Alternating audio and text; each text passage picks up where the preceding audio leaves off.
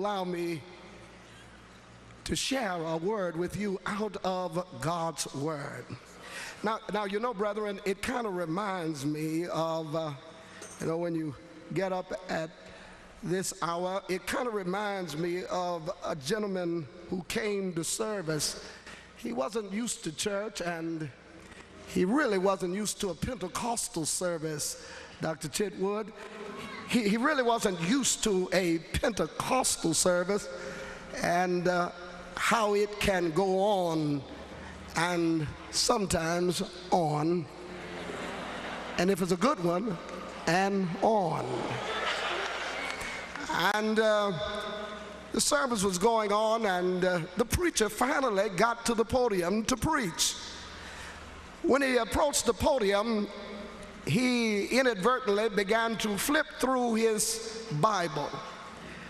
He was an experienced preacher. He had a plethora of sermons in his chain of reference, but in a rhetorical fashion, he simply questioned the audience aloud. You hear him saying these words. He says, as he flips through the pages of his Bible, "Now, what shall I preach about?"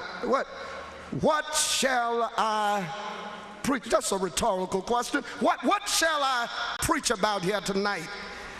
Well, the gentleman who wasn't accustomed to church, he was sitting in the rear of the church, and he heard the preacher up there talking about what shall I preach about, and by this time he was kind of tired of church, and he's hearing the preacher say, "What shall I preach about?" He yelled back at the preacher. He said, "About 10 minutes. That's what you preach about.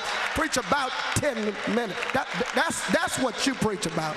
About 10 minutes."